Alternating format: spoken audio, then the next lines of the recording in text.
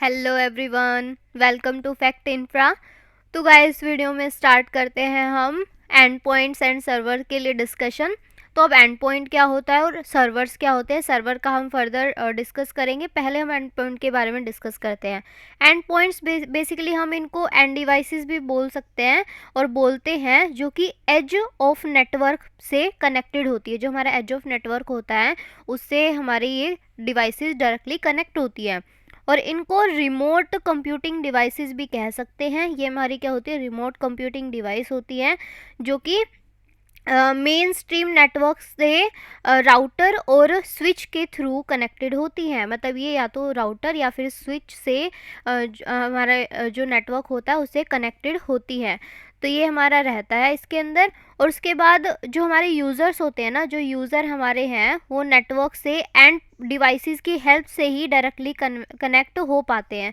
तो हमारा जो नेटवर्क है ना, उस नेटवर्क से अगर कोई यूज़र कनेक्ट होना चाहता है तो वो ऐसे ही मतलब ऐसे ही डायरेक्टली कनेक्ट नहीं हो पाएगा। तो वो उस हमारी ये एंड डिवाइसेस की हेल्प से वो क्या करता है, नेटवर्क से कनेक्ट हो पाता है। तो ये हमारा सिनेरियो रहता है। सो हम कह सकते हैं कि जो हमारे एंड पॉइंट होते हैं वो डिफरेंट फॉर्म्स में हो सकते हैं। मतलब अब वो डिपेंड करता है यूज़र की नीड कैसी है, उसके अकॉर्डिंग ये हमारे एंड पॉइंट्स हो सकते हैं। जैसे स्क्रीन पे भी आप देख सकते हो, लैपटॉप हो गया, हमारा पर्सनल कंप्यूटर यानी पीसी, मोबाइल फ़ोन, हमारा सर्वर हो गया, आईपी फ़ोन हो गया, प्रिंटर हो गया। तो ये according to user need, user को कैसा मतलब क्या चीज़ें उसको किस तरीके का काम करना है, तो उसके अकॉर्डिंग यहाँ पे हमारे एंड पॉइंट्स हो जाते हैं। और एग्जांपल आप देख ही सकते हो, यहाँ पे हमने कुछ एंड पॉइंट्स का यहाँ पे एग्जांपल ले रखा है। और बेसिकली आपको पता ही होगा कि लैपटॉप और पीसी और मोबाइल फ़ोन, आईपी फ़ोन का हम किस लिए यूज़ करते हैं।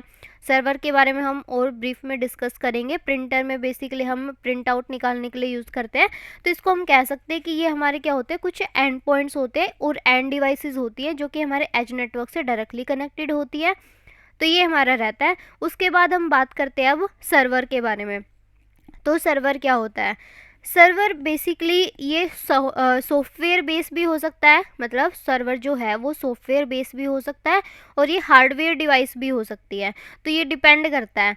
अब जो ये सर्वर होता है ये करता क्या है, provide services to the client. ये क्लाइंट को क्या करता है, सर्विसेज प्रोवाइड करता है। मतलब जो हमारा क्लाइंट सर्वर नेटवर्क आर्किटेक्चर रहता है उसमें क्या होता है, एक तो हमारा सर्वर होता है और दूसरा हमारा जो भी हमारा एंड डिवाइस होता है, ठीक है।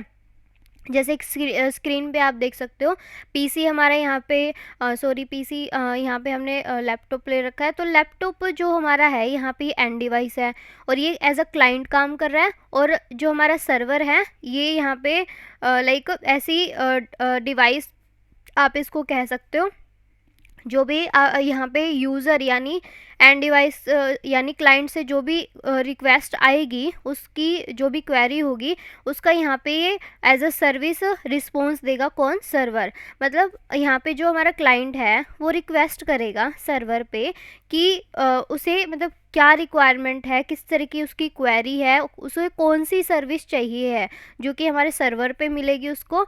तो वो सर्वर फिर क्या करता है, वहाँ से रिप्ले करता है और वो जो सर्विस यानी जो भी रिसोर्स क्लाइंट को चाहिए होता है वो उसको वहाँ पे मिल जाता है। तो ये हमारा बेसिकली सर्वर रहता है। और यहाँ पे ना काफ़ी टाइप्स ऑफ सर्वर हो सकते हैं। जैसे एप्लीकेशन सर्वर हो गया, डेटाबेस सर्वर हो गया, और डीएनएस सर्वर है, file server, mail server, web server. ये कुछ टाइप्स हैं हमारे सर्वर के। तो ये हमारा बेसिकली सिनेरियो रहता है। सर्वर पे बेसिकली क्या होता है, काफ़ी सारे रिसोर्सेज और हो सकता है वेबसाइट होस्टेड हो या फिर काफ़ी सारा डेटा यहाँ पे स्टोर होता है। और अकॉर्डिंग टू यूज़र नीड या फिर जो भी क्लाइंट होता है वो यहाँ पे रिक्वेस्ट करता है उन रिसोर्सेज के लिए और उस डेटा के लिए। तो यहाँ पे एज अ रिस्पॉन्स वो सर्विस या फिर वो जो रिसोर्सेज होते हैं वो क्लाइंट को दिए जाते हैं। So this is all about guys client and server. Not sorry client नहीं, this is all about endpoints and servers. So thank you guys.